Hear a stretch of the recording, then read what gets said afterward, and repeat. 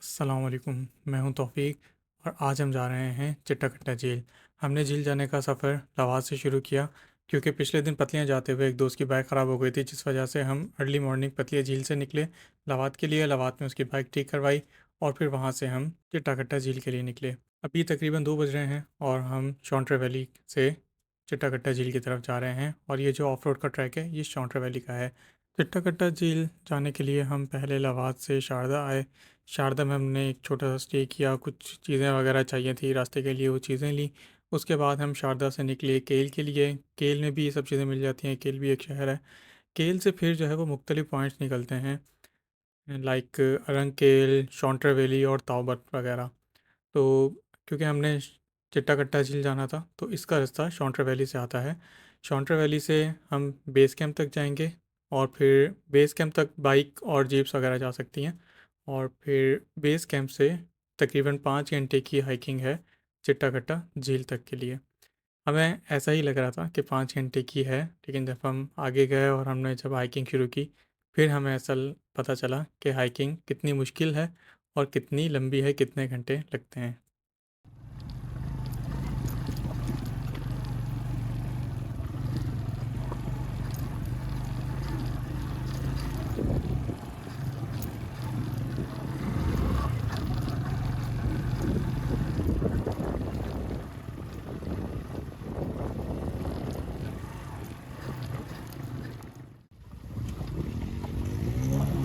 बस बस बस आ रहा हूँ।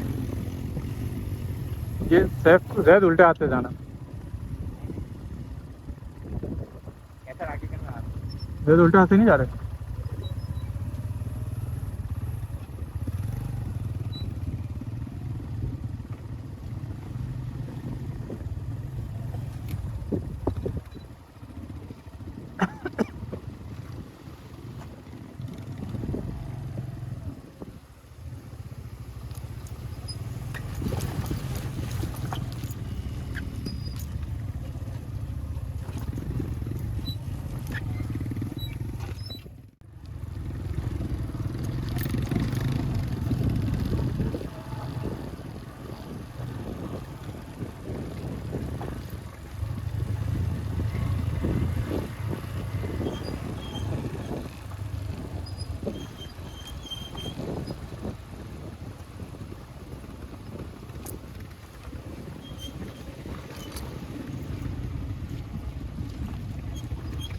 रुकना नहीं भाई। हाँ,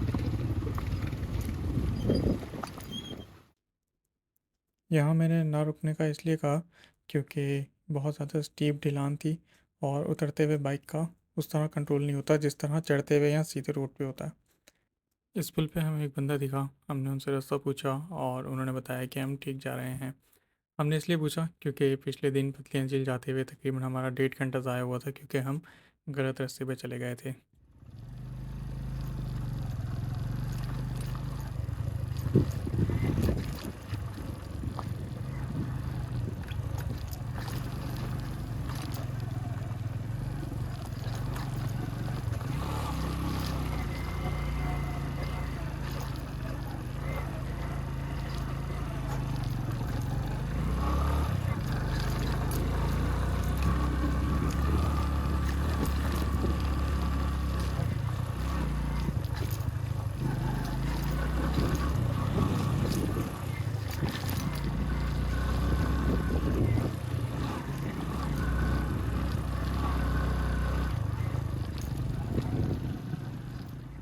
यहाँ पानी का बहाव काफ़ी तेज़ था, इसलिए हम कुछ देर रुके। हमने ये नज़ारे देखे और थोड़ा आराम किया और फिर दोबारा हम यहाँ से अपनी मंजिल की तरफ निकले। शॉन्ट्रा वैली से बेस कैंप तक का रास्ता पूरा ऑफ रोड था और इसमें काफ़ी ज़्यादा स्टीप चढ़ाइयाँ भी थीं और उन्हीं कुछ स्टीप चढ़ाइयों पे हमें धक्का भी लगाना पड़ा। कई जगह पर ऐसा हुआ कि कुछ बाइक्स निकल गईं, कुछ बाइक फंस गईं, तो फिर हमें वापसी आके उनको धक्का लगाना पड़ा। एक दो दफ़ा हम गिरे भी और उसकी एक वजह थी गिरने की, क्योंकि हम स्टीप पर हमें ब्रेक लगानी पड़ रही थी। तो क्योंकि बाइक बिल्कुल बंद होने वाली थी, हमें हालांकि ये वाली बात पता थी कि हमें जो है वो क्लच नहीं पकड़ना और पहले गियर में ही जो है वो एक्सेलरेट करना है जब तक कि बाइक बंद होने पर ना आ जाए। जैसी बाइक बंद होने वाली होती तो हम थोड़ा सा क्लच पकड़ के स्पीड देते, इतनी कि हमारी क्लच प्लेटें ख़राब ना हो, लेकिन हम वहाँ से निकल जाएं। लेकिन कुछ चढ़ाइयाँ ऐसी होती हैं, बाइक इस तरह फंस जाती है कि आप जितना भी अपना स्किल इस्तेमाल कर लें, लेकिन बाइक वहाँ से नहीं निकल पाती। तो वहाँ फिर बाइक रुक जाती है, और जैसे ही स्टीप पर रुकती है तो बाइक गिरने लगती है, एक साइड पर टिल्ट होने लगती है। ऐसा नहीं होता अगर हमारे पास सामान बहुत ज़्यादा नहीं होता। सामान क्योंकि पीछे बहुत ज़्यादा है, तो सामान पीछे ज़्यादा होने की वजह से जो बाइक का सेंटर ऑफ ग्रेविटी है वो पीछे चले जाता है, और बाइक को स्टीप चढ़ाइयों पे, जहाँ जो है वो बिल्कुल एक रैंप हो, वहाँ बाइक को रोक कर मैनेज करना, इनके बैलेंस करना थोड़ा मुश्किल हो जाता है।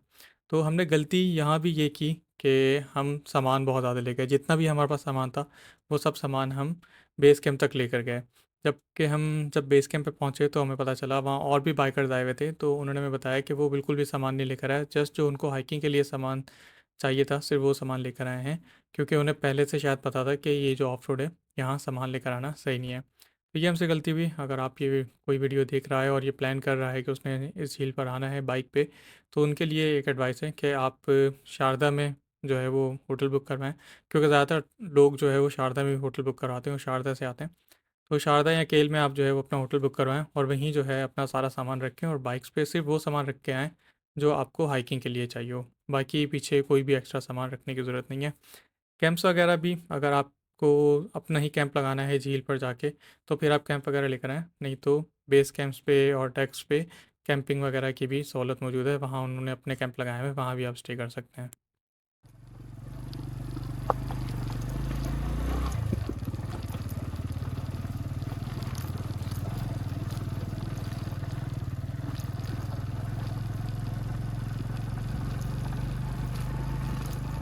ये दोमेल है। कहाँ हो तुम लोग? जैद क्या है?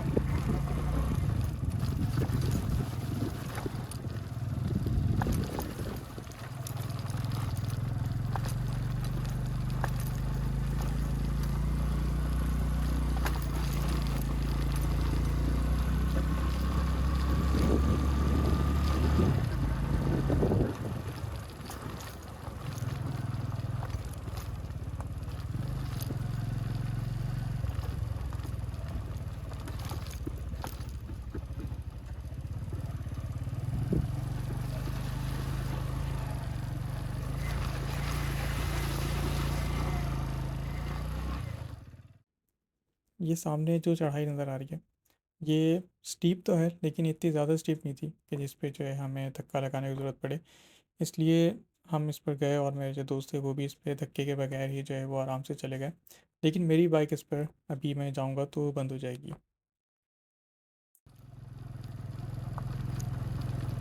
बाइक बहुत ज़्यादा गर्म हो गई है।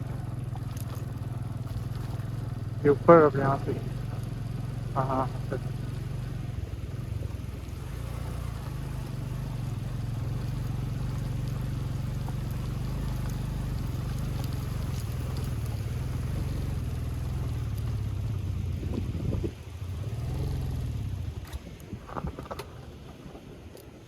बंद हो गई बाइक। बाइक अचानक बंद हो गई। मैंने सेल्फ से स्टार्ट करने की कोशिश की, लेकिन नहीं हुई। और भी काफ़ी कोशिशें मैंने की, लेकिन बाइक जो है वो स्टार्ट नहीं हो रही थी। मैंने पेट्रोल चेक किया, चौक खींच कर जो है वो चेक करने की कोशिश की कि शायद अब स्टार्ट हो जाए, लेकिन नहीं हुई। लेकिन फिर मैंने सोचा कि मैं किक मार के देखता हूँ, क्या पता किक से स्टार्ट हो जाए। तो किक से जो है वो बाइक स्टार्ट हो गई, और हम यहाँ से आके बेस कैंप चले गए। फिर हम बेस कैंप गए तो हमें पता चला कि हमने जब चेक किया तो जो फ्यूज़ होता है, एक फ्यूज़ जो है वो उड़ गया था। और फॉर्चुनेटली हम अपने साथ काफ़ी सारे फ्यूज़ लेकर गए थे, तो वहाँ वो फ्यूज़ भी इस्तेमाल हो गया, और हमने फ्यूज़ लगाया, और बाइक जो है वो फिर सेल्फ से ही स्टार्ट होने लग गई। ये है ईगल नेस्ट, चिट्टाकट्टा झील का बेस कैंप। हम यहाँ पहुँचे तकरीबन असर के वक्त, और अगर हम इस वक्त ही हाइकिंग शुरू करते झील के लिए तो हम शायद डेक वन तक भी ना पहुँच पाते। इसलिए हमने ये इरादा किया कि हम आज रात यहीं कहीं कैंप लगा के नाइट स्टे करेंगे, और कल सुबह अर्ली मॉर्निंग यहाँ से निकलेंगे झील के लिए। पोर्टर हमें यहीं से मिल गया था। हमने 2 पोर्टर्स कराए थे, क्योंकि हमारे पास सामान कुछ ज़्यादा था और हम लोग 4 लड़के थे। हमने सुबह फजर के बाद बेस कैंप से हाइकिंग शुरू की, और बेस कैंप से झील तक पैदल रास्ता तय किया। एक और रास्ता है जहाँ से घोड़े जाते हैं, लेकिन वो रास्ता अलग है और डेंजरस भी है। हमें पोर्टर ने बताया कि वो इतना खूबसूरत भी नहीं है, और घोड़े क्योंकि एजिस से जाते हैं तो इसलिए वो जो बैठा होता है बंदा उसको डर भी लगता है कि कहीं घोड़ा गिर ना जाए। तो आप पैसे भी देंगे और डरते भी रहेंगे, तो इससे बेहतर है कि आप पैदल वाले रास्ते से जाएँ। इस पैदल वाले रास्ते में नज़ारे ही बहुत अच्छे हैं, जो कि आपको यहाँ भी दिख भी रहे हैं। बेस कैंप से झील तक रास्ते में 3 डेक्स हैं। डेक 1 और डेक 2 तो तकरीबन साथ ही हैं, और डेक 3 डेक 1 और 2 से तकरीबन 1 से 2 घंटे की हाइकिंग पर है। और ये पूरा रास्ता तकरीबन 5 घंटे की हाइकिंग है। ये बिल्कुल सही है। और ऐसा ही है कि एक जो हेल्दी शख्स है उसके लिए 5 घंटे की हाइकिंग है। लेकिन जो ओवरवेट है, लाइक मैं और मेरा दोस्त कैसर, हम दोनों ओवरवेट थे, तो हमारे लिए बहुत मुश्किल हुई, और हमने 5 घंटे में शायद डेक 1 या डेक 3 तक का ही रास्ता जो है वो तय किया। डेक 1 पर जाकर हम तकरीबन 2-3 घंटे सोते रहे, और उसके बाद फिर हम डेक 1 से डेक 3 तक गए। हमने सुबह फजर के बाद सफ़र शुरू किया था, यानी कि फ़जर के बाद हमने नाश्ता वगैरह करके लाइक 8 बजे हमने सफ़र शुरू किया होगा, और हम 12 बजे डेक 1 पे पहुँचे। और डेक 1 पर पहुँच के हम वहाँ लेट गए, मतलब वहाँ एक कैंप लगा हुआ था। कुछ बिस्तर वगैरह पड़े हुए थे जो कि सही से बिछे हुए भी नहीं थे, लेकिन हमें कोई होश ही नहीं था। हम बस वहाँ जाके पड़ गए, लेट गए, गिर गए वहाँ और सो गए। हम चारों में से सबसे ज़्यादा हालत मेरी और कैसर की ही ख़राब थी। तो हम दोनों तो बस वहाँ जाके सो गए हैं। और पोर्टर से फिर 1 घंटे बाद पूछा जैद ने, जो हमारे एक और दोस्त था हमारे साथ, उसने पूछा कि हम निकलें, तो उसने बोला कि अभी सूरज बिल्कुल सर पर है, तो थोड़ा सा सूरज साइड पे आ जाए तो हम 2 बजे तक जो है यहाँ से निकलते हैं। तो वो उनकी बात सुन के हमें और थोड़ी तसल्ली मिली, और हम मज़ीद जो है वो सोते रहे। लेकिन उस सोने से हमें काफ़ी जो है वो एक बूस्ट मिल गया और काफ़ी रिलीफ मिला, और उस वजह से ही हम लोग आगे डेक 3 तक जा सके। एक ये वजह थी कि हम लोग थोड़ा सो गए, इसलिए हम डेक 3 तक जा सके। दूसरी वजह ये थी कि जो हमारा दोस्त था जैद, जो कि माशाल्लाह बिल्कुल सही हाइकिंग कर रहा था, तो उसने हमें बताया था कि रास्ता ऐसा है कि पहले एक चढ़ाई है, फिर सीधा मैदान है, उसके बाद एक और चढ़ाई है, और उसके बाद झील आ जाएगी। तो हमें लगा ऐसे ही होगा, ये अभी हम चढ़ाई चढ़ रहे हैं और मैदान आ जाएगा फिर सीधा सीधा। तो जब भी हम थकते तो हम जैसे ये पूछते थे कि भाई कब आएगा वो मैदान, कब आएगा मैदान। तो हमें पता चला कि काफ़ी आगे जाके डेक 1 के बाद जो है वो मैदान है, और वो मैदान भी ऐसा है कि वो थोड़ा वो चढ़ाई पर ही है। मतलब मैदान पे भी आप कंटिन्यूस नहीं चल सकते अगर आप ओवरवेट हैं और आपको हाइकिंग की या वॉकिंग वगैरह की आदत नहीं है। तो खैर, अ, यही बात थी। जैद ने हमें इसी तरह बताया हुआ था, इसी वजह से हम जो है वो झील तक चले गए। अगर हमें बिल्कुल 100% रियलिटी ही बताई होती तो शायद हम लोग डेक 1 तक भी ना पहुंच पाते। हम लोग शायद डेक 1 से ही जो है वो वापसी आए थे, या डेक 1 पे ही हम जो है वो नाइट स्टे करते। तो ये बहुत ज़रूरी है कि आप लोगों के साथ ऐसे लोग हों जो कि हेल्थ में भी आपसे बेहतर हों और आपको थोड़ा मोटिवेट भी करें मंजिल तक पहुंचने के लिए। तो जैद और सैफ, इन दोनों ने जो हमारे साथ थे, ये माशाल्लाह से सही हाइकिंग कर रहे थे। तो इन्होंने हमें काफ़ी मोटिवेट किया, और हम इनको देख रहे थे कि यार ये लोग जा रहे हैं आगे, तो इनको देखते देखते हम लोग भी जाते रहे। खैर, ये वो पॉइंट है यहाँ का सबसे सबसे डेंजरस तो नहीं कहूँगा, क्योंकि आगे इससे भी ज़्यादा डेंजरस है।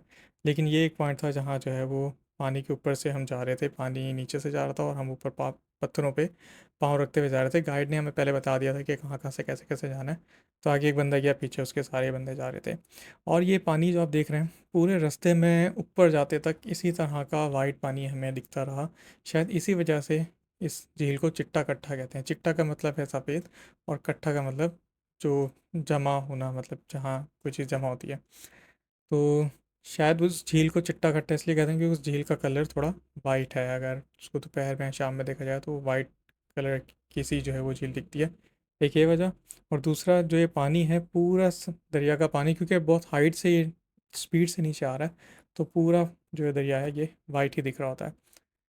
फिर हमने ये पैच जो है वो क्लियर किया, इसको क्रॉस किया, और इसको क्रॉस करते हुए हम ये सोच रहे थे कि शायद ये सबसे ज़्यादा डेंजरस और सबसे ज़्यादा स्टीप है, शायद इसके बाद इस तरह के नहीं आए। लेकिन इसके बाद एक और ऐसा आएगा कि जिसमें जो डेक 1 से थोड़ा सा पहले है, लाइक डेक 1 से अराउंड 15 से 20 मिनट पहले होगा। तो वो ऐसी चढ़ाइयाँ थी कि ऐसा लग रहा था कि सीढ़ियाँ हैं, लेकिन बहुत बड़ी बड़ी सीढ़ियाँ हैं जिस पर चढ़ना है। और मतलब कि साथ में जो दरख्त वगैरह की जो रूट्स थी उनको पकड़ पकड़ के चढ़ना पड़ रहा था। लेकिन सफ़र बहुत अच्छा था। थके हम बहुत ज़्यादा, लेकिन हमने एंजॉय भी बहुत ज़्यादा किया, क्योंकि ये जो इस तरह के जो रास्ते आ रहे थे बीच में, अभी यहाँ जो है हमें पानी की हल्की हल्की फुहार आ रही है, देखिए कैमरे पर भी जो है वो फुहार आ गई, तो ये फुहार आ रही थी। ये एक बहुत अच्छा सफ़र था, और इससे पहले भी बहुत अच्छा सफ़र गुजरा। ये हमारी वो वीडियो है जहाँ हम लोग जो है वो बस आकर लेट गए बेस कैंप में आके। उसके ये जो बेस कैंप में नहीं, सॉरी, डेक वन में आके, डेक वन से फिर हमने अपना सफ़र कंटिन्यू किया। और फिर शुक्र है ये मैदानी इलाका आ ही गया, जिसकी जो है वो बार बार ये हमें बता रहे थे, जिसका बार बार हमें बता रहे थे कि मैदानी इलाका आएगा, जहाँ से फिर एक और चढ़ाई है। तो हमने खैर शुक्र अदा किया कि मैदानी इलाका आया और इसको क्रॉस किया। और जब हमने इसको क्रॉस किया तो पता चला कि वो जो एक चढ़ाई है, वो चढ़ाई भी बहुत ज़्यादा है। और उन्होंने हमें दिखाया कि वो जो है वो एक जगह पे डेक थ्री है, वहाँ तक जाना है। तो खैर हमने हिम्मत की और हम जो है वो चलते रहे। ये भी बहुत अच्छा जो है टेरेन था, बहुत अच्छा रास्ता था। सामने जो है वो जानवर थे, मरमोट बहुत ज़्यादा हमें नज़र आए। इसके अलावा यहाँ से थोड़ा सा आगे जाएंगे तो जब्बा आ जाएगा। जब्बा बेसिकली ये पोर्टर्स और वहाँ के ज़बान में उस जगह को बोलते हैं जहाँ जो है वो जगह थोड़ी सी नरम होती है, पानी वहाँ रिस रहा होता है अंदर और घास भी लगी होती है, तो उसको ये लोग जब्बा बोलते हैं। तो उस पर पोर्टर ने हमें गाइड किया कि कहाँ कहाँ से जाना है, कि जहाँ जगह बहुत ज़्यादा नरम ना हो, हम कहीं गिर वगैरह ना जाए। तो हम पोर्टर को फॉलो करते हुए वहाँ से जाते रहे। हम तकरीबन 6 घंटे में डेक थ्री तक पहुँचे। जब डेक थ्री तक पहुँचे तो झील तक जाने की हिम्मत नहीं थी, और हमारा इरादा यह था कि हम झील पर कैंपिंग करेंगे। तो फिर हमें डेक थ्री पर जो साहब थे उन्होंने बताया कि टेम्परेचर इतना ज़्यादा रात में कम हो रहा है कि आपका कैंपिंग करना पॉसिबल नहीं है। तो हमने उनकी बात मानी और हम डेक थ्री में ही रात रुक गए, क्योंकि जब हम पहुँचे थे डेक थ्री तो तब हमें तकरीबन असर का भी टाइम आधा गुजर चुका था। तो हमने बस असर की नमाज़ पढ़ी है तो अंधेरा होने लग गया। तो हमने फिर ये सोचा कि हम डेक थ्री में रात रुक जाते हैं, और फिर अगले दिन बिल्कुल सुबह सुबह जाएंगे, झील देखेंगे, और झील देखकर डायरेक्ट बेस कैंप तक वापसी आएंगे। और फिर हमने ऐसा ही किया। अगले दिन हम बेस कैंप तक, हमने झील देखी, बेस कैंप तक वापसी आए। और वहीं से फिर हम, सॉरी, बेस कैंप से पे जब हम वापसी आए तब भी हम इतना थक गए थे कि हम बेस कैंप पे एक और दिन रुके, और अगले दिन फिर हम सुबह सुबह निकले नूरी टॉप के लिए। ये है डेक थ्री, जहाँ हमने नूडल्स बनाया और नमाज़ पढ़ी, और फिर रात में खाना भी यहीं खाया और नाइट स्टे भी यहीं किया। इसके बाद अगले दिन हम जब सुबह उठे हैं तो हमने हाइकिंग शुरू की है झील के लिए, और ये हैं झील के नज़ारे। आप झील के नज़ारे और हमारी वापसी की कुछ रॉ वीडियोस हैं, उनको एंजॉय करें। अल्लाह हाफिज़।